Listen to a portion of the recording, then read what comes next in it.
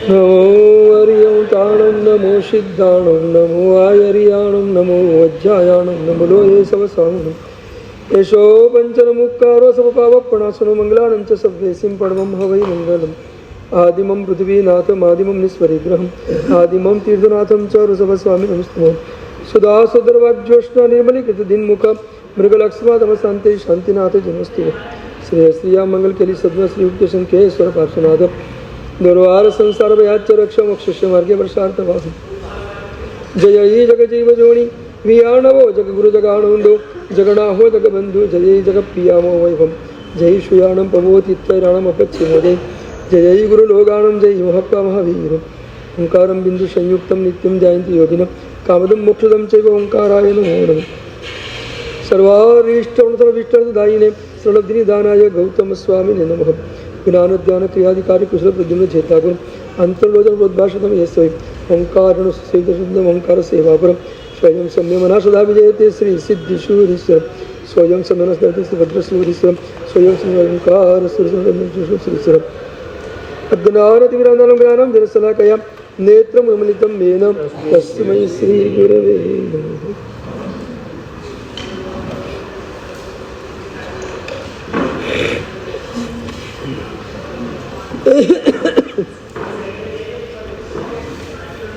દીઠો સુવિધિ જીનન સમાધિ રશે ભર્યો લાલ ભાષ્યો આત્મ સ્વરૂપ અનાદિનો વિસર્યો લાલ શકલ વિભાવ ઉપાધિ થકી મને ઓસર્યો લાલ સત્તા સાધન માર્ગ ભણી સંચર્યો હો લાલ.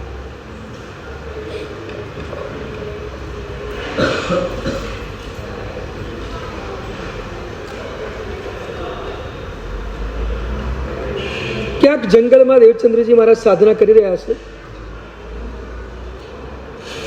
અને કોઈ સાધકોનું વૃંદ એમની પાસે આવ્યું હશે અને સાધકોના વૃંદે ગુરુ ભગવાનને વિનંતી કરી હશે, ગુરુદેવ કંઈક હિત શિક્ષા ફરમાવો. અને દેવચંદ્રજી મહારાજે વાચના અને પ્રવચન શરૂ કર્યું હશે. એ વાચના ચાલી રહી હશે અને એકાએક પાછળના વૃક્ષોના ઝુંડમાંથી એક સાપ નીકળે અને પાછળના કંબરના ભાગમાંથી સાપ છેક ઉપર માથા ઉપર ચડી જાય. દેવચંદ્રજી મહારાજને ખ્યાલ આવી ગયો કે માથા ઉપર સાપ ચડ્યો છે, પણ એમની જે બોલવાની ધારા હતી, પ્રવચનની ધારા હતી, એમાં કોઈ ફરક નહીં પડ્યો.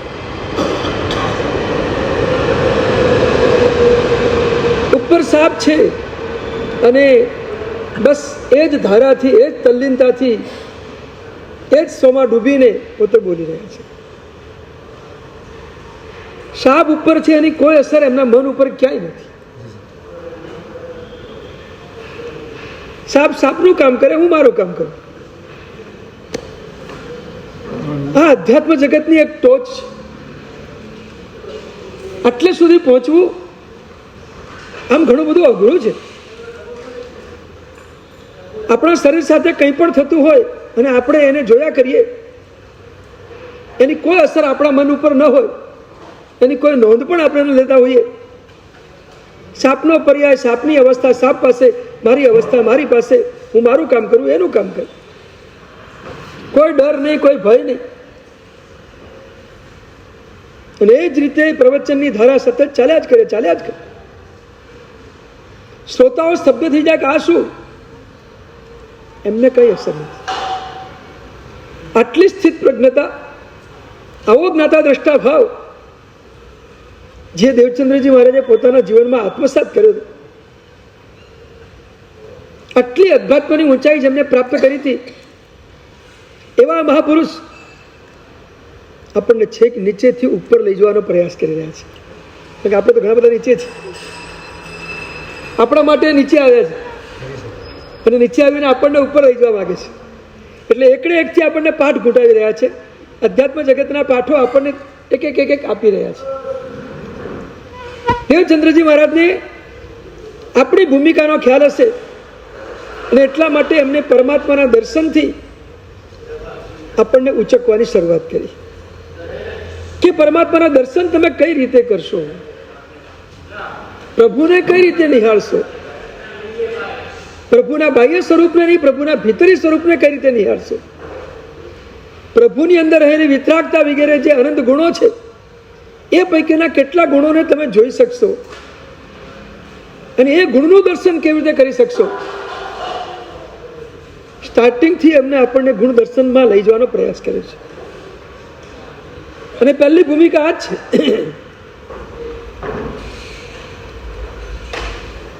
બહારની દુનિયામાં કોઈ પણ વ્યક્તિના પ્રેમમાં પડવું હોય તો એના બહારના રૂપરંગને જોવાય, તો ભીતરની દુનિયામાં પ્રેમમાં પડવું હોય તો ભીતરના ગુણોને જોવાય. આપણે ભીતરી ગુણો જોઈએ તો ભીતરથી પ્રેમ શરૂ થઈ જાય. એક દર્શનનો આનંદ,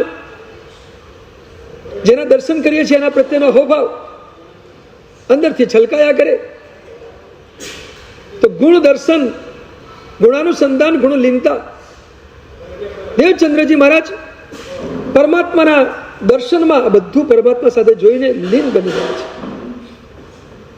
પણ દેવચંદ્રજી મહારાજે પ્રભુમાં જે જોયું એને એમને શબ્દોમાં અહીંયા અભિવ્યક્ત કર્યું. સમાધિ રસે ભર્યા હોલા. પ્રભુ તમે સમાધિ રસથી ભરપૂર છો. સમાધિ રસ શું છે એની થોડીક વાત આપણે કરી.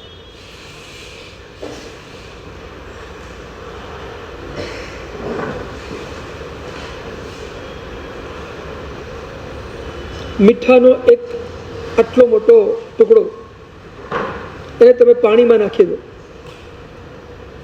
તો ધીરે ધીરે શું થાય? ઓગળી જાય, પાણીમાં વિલીન થઈ જાય.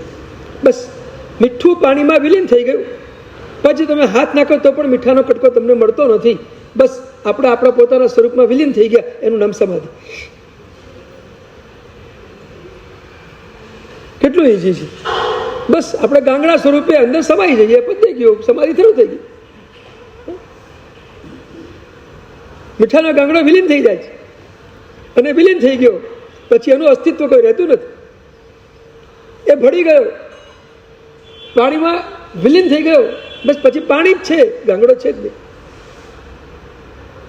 આપણું બાહ્ય વ્યક્તિત્વ ભૂસાઈ જાય અને આપણું ભીતરી અસ્તિત્વ એમાં આપણે પૂરેપૂરા ડૂબી જઈએ. એનું નામ સમાધિ. વ્યક્તિત્વ મીટી જાય અને અસ્તિત્વમાં ડૂબી જવું એનું નામ સમાધિ. પણ વ્યક્તિત્વને મિટાવવું પડે છે.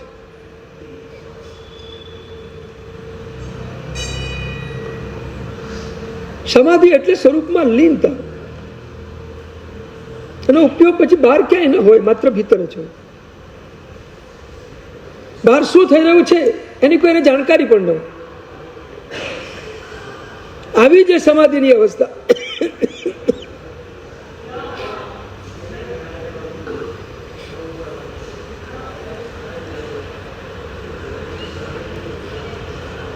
સમાધિ માટે 3 સ્ટેપની ચર્ચા કરીએ તો અંધકારમાં ડૂબી જાઓ,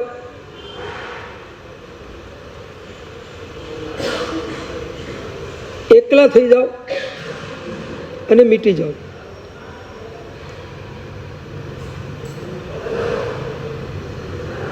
અંધકારમાં ડૂબી જાઓ. એક વ્યક્તિ ઝૂંપડીની અંદર બેઠો હતો. રાતનો સમય હતો. એક દીવો એને પેટાવ્યો હતો અને એ દીવાના પ્રકાશમાં એ શાસ્ત્રોને વાંચી રહ્યો હતો. ચિંતક માણસ હતો, શાસ્ત્ર વાંચી રહ્યો. વાંચતા વાંચતા થાક્યો. એને થયું કે હવે સૂઈ જવું છે. દીવો બુઝાવી દીધો અને જેવો દીવો બુઝાવ્યો એવો ચંદ્રનો ચાંદીનો પ્રકાશ એની ઝૂંપડીમાં આવ્યો અને પ્રકાશને જોઈને ચિંતનમાં ચડ્યો કે એક નાનકડો દીવો આટલા મોટા ચંદ્રની ચાંદીના પ્રકાશને મારી ભીતર આવવા દેતો નહોતો, મારી ઝૂંપડીમાં આવવા દેતો નહોતો. એક નાનકડો દીવો આ પ્રકાશનો અનુભવ થવા દેતો નહોતો. એ દીવો બુઝાવી દીધો, અંધકાર થઈ ગયો અને પ્રકાશનો અનુભવ થઈ ગયો.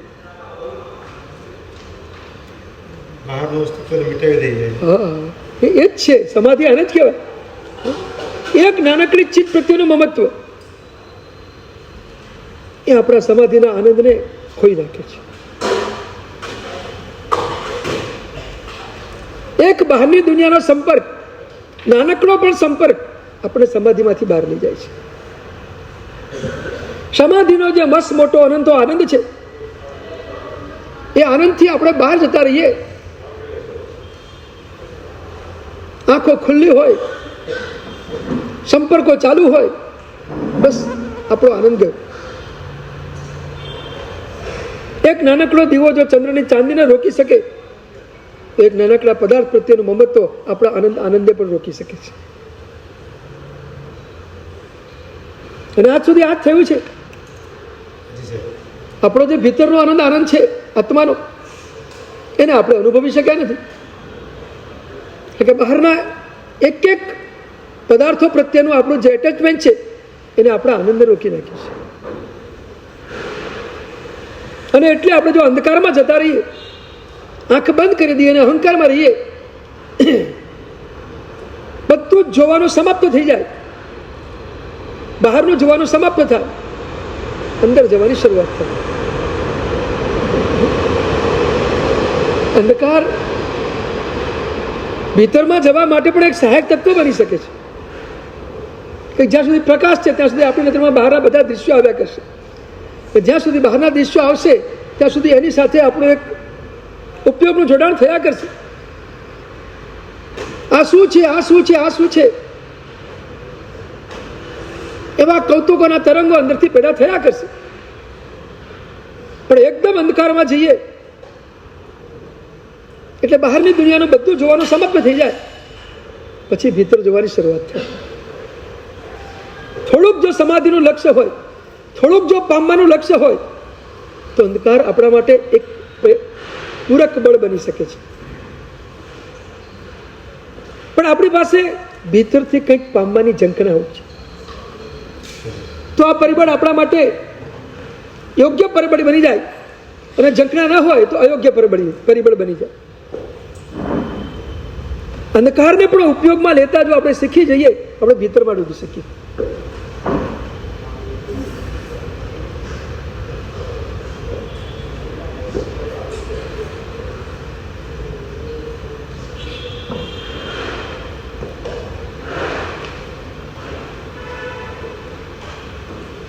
એક પહેલા નંબરમાં અંધકાર, બીજા નંબરમાં એકલા.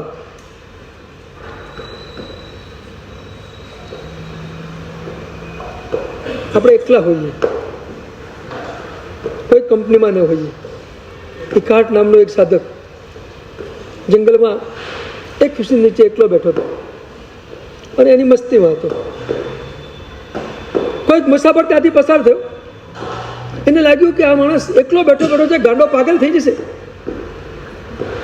થોડી આપણે એને કંપની આપીએ. અને એની બાજુમાં બેઠો, થોડી વાતચીત એને શરૂ કરી. ઇકાર્ટે પણ એક ઔચિત્ય ખાતર કોઈ મુસાફર આવ્યો છે એને પણ આશ્વાસન મળે, શાંતિ મળે, થોડી મિનિટ વાત કરી. અને પેલો માણસ થોડો આગળ વધ્યો વાતચીતમાં. એ કહે છે તમે એકલા હતા એટલે મને થયું ચાલો હું તમને કંપની આપું, એટલે તમારી બાજુમાં બેઠો. ઇકાર્ટ કે ભાઈ એ વાત રહેવા દે છે, તે કંપની નથી ભાઈ, મારી કંપની તોડી નાખી છે. હું મારી કંપનીમાં હતો, એના બદલે હું તારી કંપનીમાં આવી ગયો. હું મારામાં મસ્ત હતો, તે મારી મસ્તી તોડી નાખી. આ તો મેં ઔચિત્ય ખાતર જોડે વાત કરી તારી, બાકી મારે ક્યાંય જરૂર નથી. હું મારી મસ્તીમાં મસ્ત હતો. એકલો માણસ પણ મસ્તીમાં હોઈ શકે છે.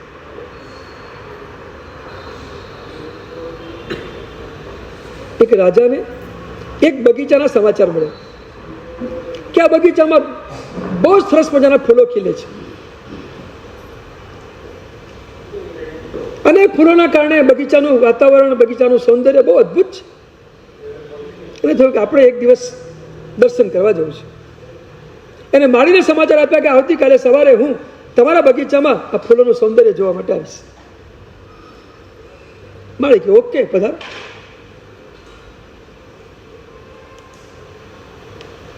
બીજે દિવસે સવારે રાજા પહોંચી ગયો, પણ બગીચામાં પહોંચ્યા પછી સ્તબ્ધ થઈ ગયો. કોઈ ફૂલના છોડ ઉપર કોઈ ફૂલ જ નહીં, માત્ર એક જ ફૂલ, એક છોડ ઉપર એક ફૂલ, બાકી બધા જ નહીં, એક પણ જગ્યાએ નહીં.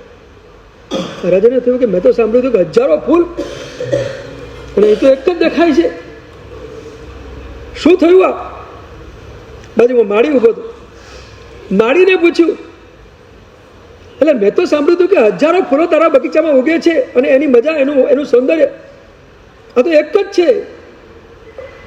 તો કે મહારાજ એકમાં જ સૌંદર્ય હોય. અદભુત તત્વ એને પ્રકાશિત. એકમાં સૌંદર્ય છે, ભીડમાં સૌંદર્ય ન હોય.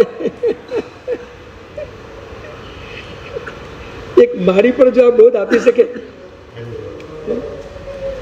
કે ભીડમાં સૌંદર્ય ન મળે, આપણું પોતાનું સૌંદર્ય જોતું હોય તો આપણે એકલા હોઈએ તો આપણા પોતાના સૌંદર્યને માણી શકીએ.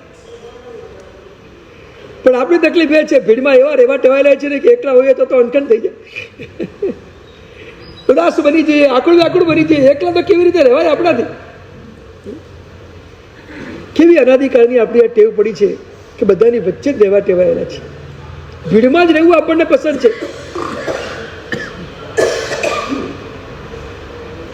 અને વાસ્તવિક તો આપણે એકલા ત્યારે હોઈએ કે જ્યારે આપણે આપણા પોતાની સાથે જ જોડાયેલા હોઈએ ત્યારે.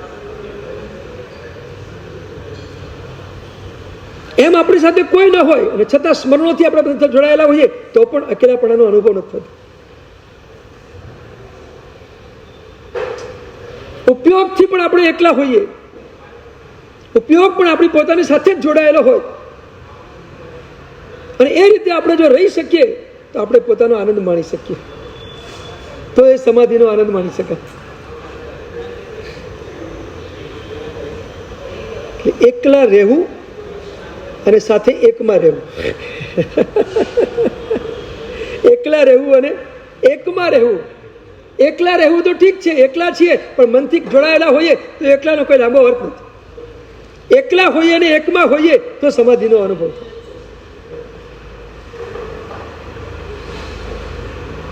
પરમાત્મા, કોઈ પણ તીર્થંકર પરમાત્મા જ્યારે પણ દીક્ષા લે ત્યારે એ દીક્ષા લે પછી સાધના કરવા માટે નીકળે, પછી પોતે એકલા જ સાધના કરે અને પોતાની ભીતરમાં પોતે ડૂબી જાય. આ જ સાધના.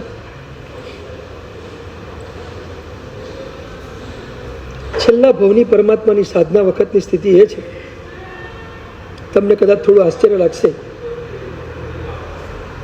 પરમાત્માએ ત્રણ ભવથી જે ભાવો ઘૂંટ્યા, સવી જીવ કરું, શાસન રસી, પણ જ્યારે પરમાત્મા દીક્ષા લઈને સાધના કરવા માટે નીકળે ને ત્યારે એ ભાવ પણ દૂર થઈ જાય. પછી તો પરમાત્મા માત્ર જ્ઞાતા દ્રષ્ટા ભાવની સાધનામાં જ રમતા. સ્વરૂપની લીનતા કઈ રીતે પ્રાપ્ત થાય, હું સ્વરૂપમાં મારા ઉપયોગ કઈ ડૂબાડું અને એને કેવી રીતે માણું, બસ આ સિવાય બીજું કશું જ નથી. અને આ જ સાધના છે.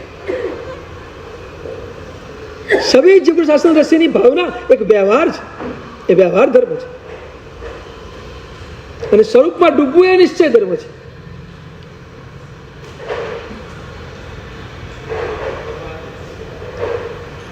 વ્યવહારથી ચારિત્ર્યમાં રહીને નિશ્ચય ચારિત્ર્યમાં ડૂબવાનો અભ્યાસ પરમાત્મા પોતાની સાધનામાં કરતા હોય. તીર્થંકર પરમાત્મા પણ એમને પણ ખ્યાલ છે કે મારે મારી ચરમ અવસ્થાને પ્રાપ્ત કરવી હોય તો બધા ભાવ એક બાજુ મૂકવા પડશે. ત્યાં સુધી કેવળ જ્ઞાન નહીં થાય. એક ઈચ્છા ઉભી રહે, કેવળ જ્ઞાન ન થાય. સમગ્ર ઈચ્છા નામશેષ થઈ જાય ત્યારે કેવળ જ્ઞાન થાય. ચોક્કસ, સારી કે ખોટી, કોઈ પણ ઈચ્છા ઉભી હોય ત્યાં સુધી કેવળ જ્ઞાન ન થાય. સારી હોય કે અશુભ હોય કે શુભ હોય, શુભ ઈચ્છા કેવળ જ્ઞાન ના આપી શકે, અશુભ ઈચ્છા પણ કેવળ જ્ઞાન ના આપી શકે. ઈચ્છાઓથી નામશેષ થઈએ ત્યારે કેવળ જ્ઞાન મળે. પણ આ સાધનાની ઊંચાઈની વાત છે. આપણા તબક્કામાં અત્યારે શુભ ઈચ્છા વાંધો નથી, જરૂરી છે. હું એનો નિષેધ નથી કરતો. શૂન્યતા થઈ જાય એ લેવલે પહોંચવું પછી હા અઘરું છે. હા, આપણને આમાં વિચારમાં પણ બેસતું નથી તો પછી એ કક્ષાએ પહોંચવું તો કેટલું અઘરું લાગશે. અઘરું લાગશે. પણ પહોંચ્યા વગર છૂટકો નથી એ નક્કી છે.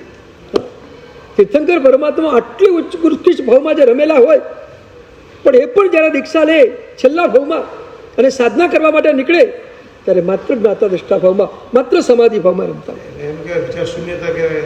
તો વિચાર શૂન્યતાની નિર્વિચારતાનું સ્થાન આપણા જીન શાસનમાંથી નિર્વિકલ્પકતાનું સ્થાન છે. કારણ કે આપણો ઉપયોગ ક્યાંક તો રમે જ છે, ક્યાંક તો રમે જ છે, એટલે ક્યાંક તો ડૂબેલો જ છે. મન છે તો મન ક્યાંક તો રમે જ છે, ક્યાંક તો ડૂબેલું જ છે. એ અંશમાં વિચાર ચાલુ જ છે.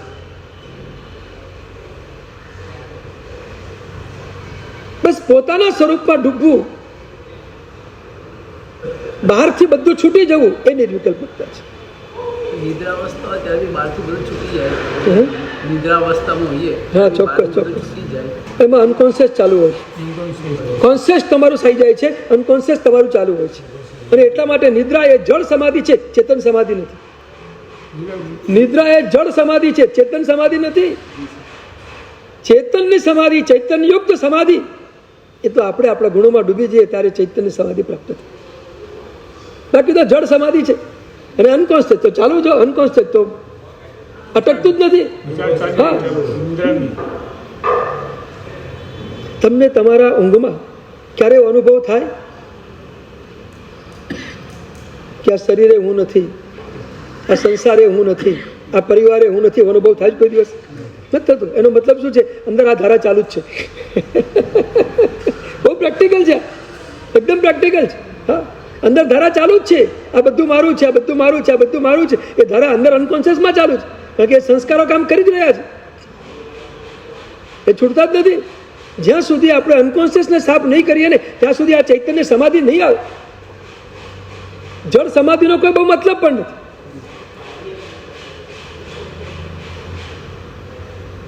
સમાધિ દશાને પ્રાપ્ત કરવી છે. એકલા હોવું અને એકમાં હોવું. એકલા હોઈએ અને આપણે પોતાનામાં હોઈએ ત્યારે સમાધિ દશાનો એક અદ્ભુત અનુભવ, એ વખતનો આનંદ આખો અલગ આપણને પ્રાપ્ત થાય. પરમાત્મા આ આનંદને પ્રગટ કરવા માટે સાધના કરી રહ્યા છે. અને આપણી કોઈ પણ સાધના ભલે નાની હોય કે મોટી હોય, પ્રભુ દર્શનની સાધના પણ આનંદમાં ડૂબવા માટે છે, તો સામાયિકની સાધના પણ આનંદમાં ડૂબવા માટે છે. પરમાત્માની પૂજા પણ ચિત્તની પ્રસન્નતાને પ્રગટ કરવા માટે છે. તમે કોઈ પણ નાનકડી સાધના જે શાસનને લાવો, તમામ સાધના આપણા ભીતરની આનંદમાં ડૂબવા માટે જ છે. એ આનંદનો સ્પર્શ કરવા માટે છે, એ આનંદની યાત્રાએ જવા માટે છે. પણ પ્રશ્ન થાય છે કે આપણે ક્રિયા બધી કરીએ છીએ, આનંદ સાથેનો સંબંધ જોડાતો નથી.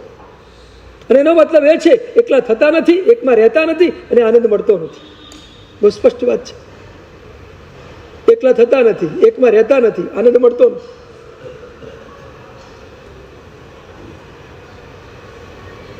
જ્યારે આ બધા પદાર્થો આત્મસાત થાય છે ને ત્યારે સાધક તો ભીડની વચ્ચે પણ એકાંત પ્રાપ્ત કરી શકે છે. અને એટલા માટે ઉપાધ્યાય જ્ઞાન શર્મા કીધું, ગ્રામે રણ્ય દિવાનિસી. આત્મજ્ઞાની સાધક તો ગામમાં હોય કે જંગલમાં હોય, દિવસે હોય કે રાત હોય, એના માટે બધું સરખું જ છે. કારણ કે એ પહોંચી ગયો છે. પહોંચેલા માટે તો બધું સરખું જ છે. નથી પહોંચ્યું એના માટે આ બધા આલંબનની જરૂર છે. આપણે નથી પહોંચ્યા માટે આપણે શરૂઆત તો આ રીતે જ કરવી પડશે. બાહ્ય વાતાવરણમાં પણ એકાંતનું આલંબન લઈને આપણે આગળ વધવું પડશે. અંધકારનું આલંબન લઈને આપણે આગળ વધવું પડશે. જો ભીતરમાં જવું છે તો અંધકાર એટલા માટે છે કે બાહ્ય બધો સંપર્ક તૂટી જાય એટલા માટે જરૂરી છે.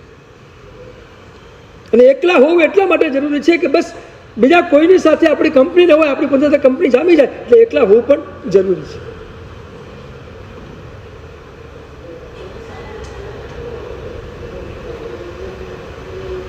અને બહુ ત્રીજી મજાની વાત, મીટી જવું. કબીરજીનું સરસ પદ છે, તું મીઠો તો મિલના હોય, તું મીઠો તો મિલના હોય. તમે મીટી જાઓ તો તમારું મિલન શરૂ થઈ જાય.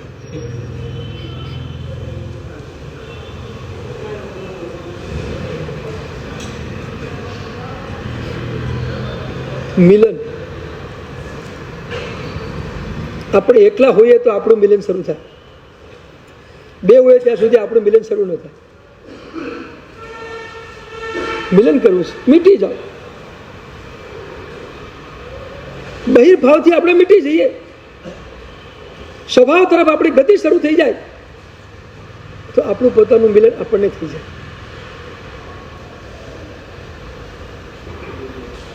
શુક્રાત માટે એમ કહેવાય છે, એક સાધક હતો અને કોઈકે એને ઝેર આપ્યું. આવા માણસોના પણ હિતેચ્છુઓ હોય, દરેકના હોય. શુક્રાતને કોઈકે ઝેર આપ્યું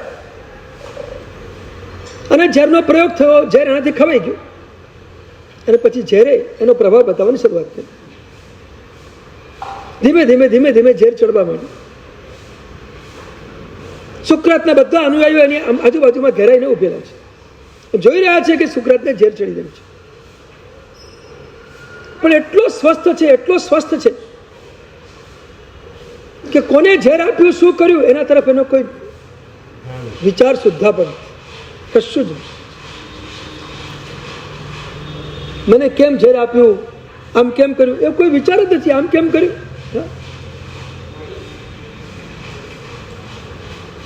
આને આમ કેમ કર્યું, આને આમ કેમ કર્યું, આને આમ કરવું જોઈએ, આને આમ કરવું જોઈએ, આ બધા વિચારો એ બાહ્ય દુનિયાના વિચારો છે.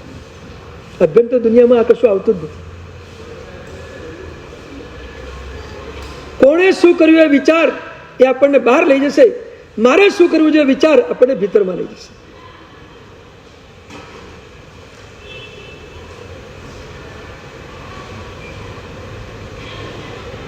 આપણા પોતાના કર્તવ્યનો આપણે ખ્યાલ રાખતા નથી ને બીજાના કર્તવ્યનો ખ્યાલ રાખવા જઈએ છીએ ને ત્યાં જ આપણે આપણી સમાધિને તોડીએ છીએ, ત્યાં જ આપણે આપણા આનંદને તોડીએ છીએ. ક્યાંય બીજામાં ચંચુપાત કરવા ગયા એટલે આપણો આનંદ ગયો. સાધના કાળ દરમિયાન પરમાત્માએ ક્યાંય કોઈનામાં ચંચુપાત નથી કર્યો. ગમે તેવા વ્યક્તિઓ પરમાત્માની સામે આવ્યા હશે પણ એ બધા વ્યક્તિઓ તરફ પરમાત્માએ ક્યાંય કોઈ નજર નાખી નથી. એમના ઉપયોગની બાજુ એમને ક્યાંય દોડાવ્યા જ નથી. એમનું લક્ષ્ય માત્ર એક જ હતું, મારો ઉપયોગ, મારી ભીતર, મારી સમાધિ, મારો આનંદ, બસ બીજું કઈ જોઈએ. એ રીતે જો આ સાધના માર્ગમાં આપણે ચાલશું ને તો કામ થઈ જશે.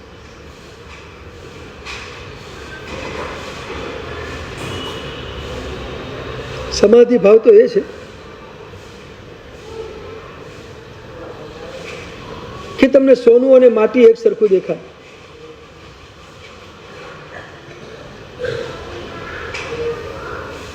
પથ્થર અને હીરો કે કાચ અને હીરો એક સરખો દેખાય. સુખ અને દુઃખ વચ્ચે કોઈ ભેદરેખા ન હોય. જીવન અને મરણ વચ્ચે પણ કોઈ ફરક ન હોય.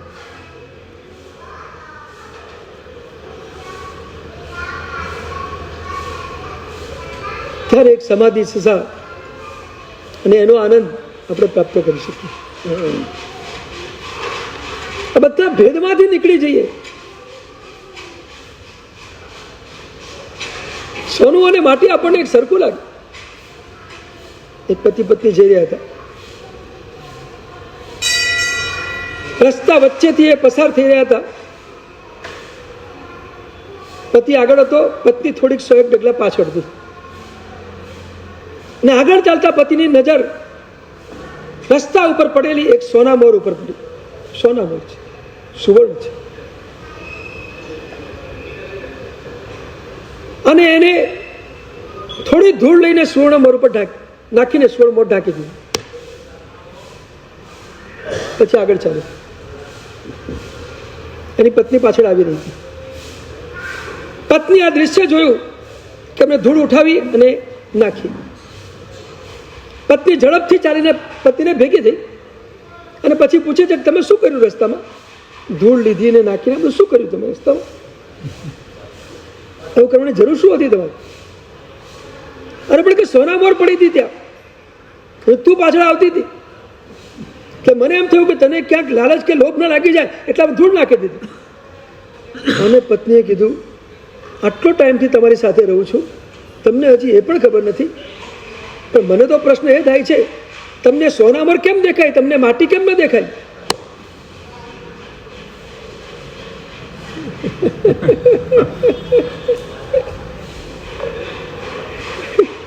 પત્નીનો પ્રશ્ન બહુ કમાલ છે. બોલો હાલી ગયો. ભૂલ તો મારી થઈ.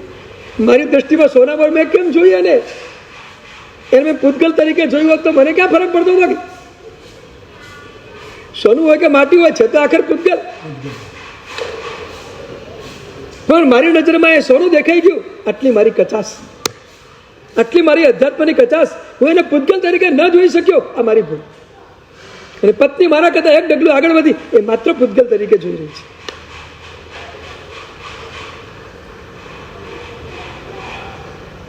આવી રીતે જ્યારે આપણું મન તૈયાર થઈ જાય ત્યારે સમજો કે સમાધિ આપણા માટે બહુ સહેલી છે.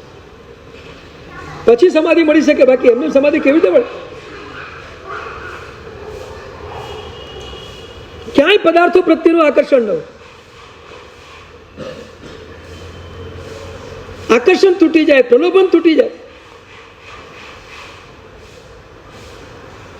પદાર્થોની ચોઈસ નીકળી જાય. કશું જ નહીં, સહજ જે મળે ઠીક છે, ચાલ્યા કરશે. ત્યારે હવે સમાધિ ભાવનો સ્પર્શ આપણે કરી શકીએ. અને મળે એમાં આપણે જ્ઞાતા દ્રષ્ટા ભાવમાં રમતા હોઈએ. સુકરાતને ઝેર આપ્યું, ઝેર ચડી રહ્યું છે, બધા એના અનુયાયીઓ આજુબાજુમાં ઊભા છે. અને એ વખતે સુકરાત કહે છે, બસ હવે મારા પગ ગયા. એટલે પગ ગયા, પણ છતાં હું એનો એ જ છું. પગ ગયા છતાં હું એનો એ જ છું.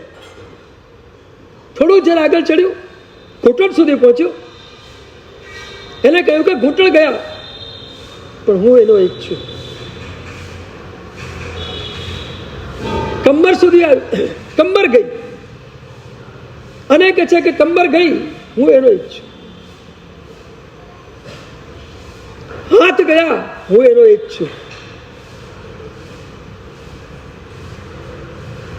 આંખો ગઈ, હું એનો એ જ છું. હૃદયની ધડકન બંધ થવાની તૈયારી છે.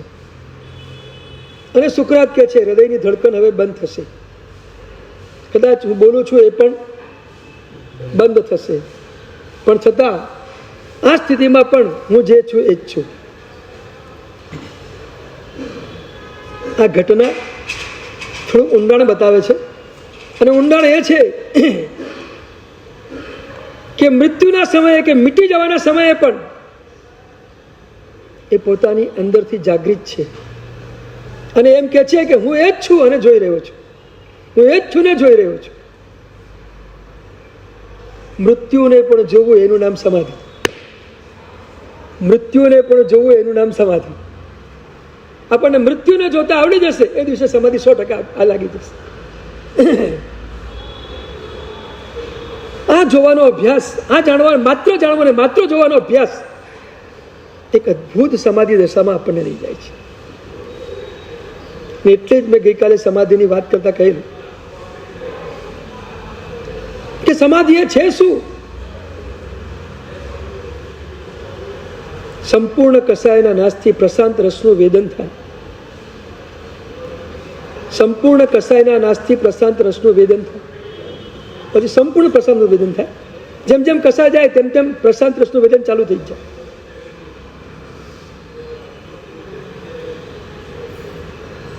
જ્ઞાનાવરણીય કર્મનો ક્ષય થઈ જાય, અખંડ આનંદ રસનું વેદન શરૂ થઈ જાય. અખંડ આનંદ રસનું વેદન.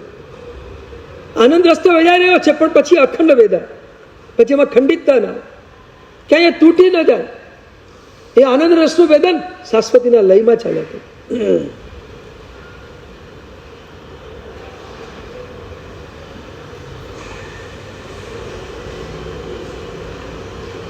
મતિ જ્ઞાન છે ત્યાં સુધી વિકલ્પો છે. મતિ જ્ઞાન છે ત્યાં સુધી વિકલ્પો છે. મતિ જ્ઞાન નીકળી જશે પછી વિકલ્પો નીકળી જશે. કેવળ જ્ઞાનમાં કોઈ વિકલ્પ જ નથી. કેવળ જ્ઞાન નિર્વિકલ્પ જ છે. કેવળ જ્ઞાનમાં આ બધા જ્ઞાન તો સમાયેલા જ. બધું જ પણ એને માત્ર જોવા અને જાણવાનું જ હોય, બીજું કશું એની કોઈ કમેન્ટ્સ ન હોય, એની પાછળ કોઈ બીજો ભાવ પણ ન હોય. માત્ર જોવો ને માત્ર જાણો. સરજી જોવે ને જાણે તો કોઈ ભાવ ન ઊભો થાય. ના, ન થાય. કેવડીને કશું જ ન થાય. તમે દૂધપાક પીવો અને કેવડી દૂધપાક પીવે ને બે વચ્ચે બહુ મોટું અંતર. તમે દૂધપાક પીવો અને કેવડી દૂધપાક પીવે બે વચ્ચે મોટું અંતર. એટલે તમે કે હું આપણે બધા સાથે છીએ. આપણે દૂધપાક પીએ અને કેવડી દૂધપાક પીએ બે વચ્ચે અંતર શું? આપણે દૂધપાક પીતા પછી આ દૂધપાક ખારો છે, મીઠો છે, આમ છે, તેમ છે, એ બધા વિકલ્પો પેદા કરશું. કેવડીને કોઈ વિકલ્પ ન હોય. દૂધપાક છે, બસ પીવાઈ ગયું, પતી ગયું, પૂરું થયું.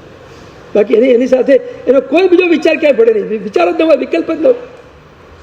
નિર્વિકલ્પ અવસ્થા એટલે જ કહેવાય. હા, એટલે જ કહેવાય. પણ સંપૂર્ણ નિર્વિકલ્પ અવસ્થા, પ્યોર, એક નાનકડો પણ અંશમાં પણ વિકલ્પ ન પ્રગટે એ કેવળ જ્ઞાન. બાકી નિર્વિકલ્પક અવસ્થાઓ ઘણી બધી છે. હું તમને આગળ ધીમે ધીમે સમજાવીશ. કેવળ જ્ઞાની સિવાય પણ કોઈ આવી અવસ્થામાં હોઈ શકે કે કોઈ પણ દૂધપાક પીએ ને કોઈને વિચાર ના આવે, કોઈ કોમેન્ટ્સ ના કરે? બની શકે. આટલી ઊંચી સ્થિતિએ પહોંચે તો બની શકે. અહીંયા પણ બની શકે, આજે પણ બની શકે. અને બની શકે એનો દાખલો તમે વર્તમાન કાળનો આપો ને તો હિંમતભાઈ બેડાવાળાનો છે. આ વર્તમાન કાળનો દાખલો આપો, આ સદીનો. હિંમતભાઈ બેડાવાળા મુંબઈથી નીકળ્યા, એમની ટ્રેન અમદાવાદ પહોંચી અને એકાએક અમદાવાદના પ્લેટફોર્મ ઉપર જાહેરાત થઈ કે ટ્રેન અહીંયા લગભગ 2-3 કલાક રોકાશે. એક સમારકામ હશે, કંઈ પણ ગડબડ હશે. એટલે હિંમતભાઈને થયું ચાલો 2 કલાક રોકાવાનું જ છે તો સ્ટેશન ઉપર બેસી રહેવા કરતાં દીપક બારડોલીએ મને ઘણીવાર આમંત્રણ આપ્યું છે કે કાકા એક દિવસ તો મને લાભ આપો તો આજે એને લાભ આપી દઉં ચાલો. એટલે એમને સમાચાર આપ્યા કે દીપક હું આવું છું. અને દીપકભાઈ ગાડી લઈને ત્યાં સ્ટેશને પહોંચી ગયા, લેવા માટે પહોંચી ગયા. દીપકને ખૂબ આનંદ છે આજે કે વાહ, આજે આવા સાધકનો મને એક લાભ મળી જશે. વર્તમાન કાળના ઉચ્ચ કક્ષાના સાધક હિંમતભાઈ બેડાવા અને ઘરે ગયા. હિંમતભાઈને એકાશનું કરતા પહેલા એમને પૂજા કરવા માટે જવું હતું, એટલે પૂજાની વ્યવસ્થા કરી આપી અને એમને પૂજા કરવા માટે મોકલ્યા. અહીંયા એમની પત્નીએ બધી એકાશની તૈયારી કરી. પણ હિંમતભાઈ 1 કે 2 દ્રવ્યો એકાશના મળે, વધારે દ્રવ્યો લેવું. એટલું સંયમિત જીવન. એમના માટે શીરો બનાવ્યો. એકાશનું કરવા બેઠા અને શીરો પીરસ્યો. એકવાર પીરસ્યો, ખાઈ લીધો. બીજી વાર પીરસ્યો, ખાઈ લીધો. આગ્રહ કરીને 3જી વાર પીરસ્યો, ખાઈ લીધો. અને એમ કરતા કરતા એકાશનું પૂરું થયું. એકાશનું પૂરું થયા પછી દીપકભાઈ કીધું કે હવે થોડો આરામ કરવો, રૂમમાં બધી વ્યવસ્થા છે, આપ આરામ કરો, ત્યાં સુધી હું જમી લઉં, પછી આપણે સ્ટેશને મૂકવા માટે આવો. હિંમત કાકા એ રૂમમાં ગયા, ચોપડી ખોલીને સ્વાધ્યાયમાં લાગી ગયા. કોઈ વિચાર નહીં, બીજો કોઈ વિકલ્પ નહીં. એમના સ્વાધ્યાયમાં મસ્ત બની ગયા. ને દીપકભાઈ જમવા માટે બેઠા. શીરાનો એક કોડિયા મોઢામાં મૂક્યો, થૂકી દીધો અને એની પત્નીને કહે છે ત્યાં શું બનાવ્યું છે? કેમ શીરો બનાવ્યો છે? શીરો છે, તું ચાખતો ખરી, અંદર ગોળ કે ખાંડ કે નાખ્યું જ નથી. ગોળે ન હોય ને ખાંડે ન હોય અને એવો શીરો હોય તો તમને ખબર છે શીરામાં મીઠું તો નખાય ને, મીઠું પણ ન હોય. મીઠું હોય તો ખીચું થઈ જાય કમસે કમ. હવે તો શીરો નહીં, ખીચું નહીં, એકદમ તૃતીય.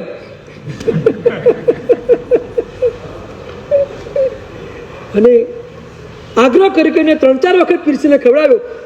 હિંમતભાઈ એક શબ્દ બોલતા નથી કે આમાં શું છે, કંઈ નહીં, જે છે કંઈ નહીં, પતિ, કોઈ વિચાર નહીં, કશું જ.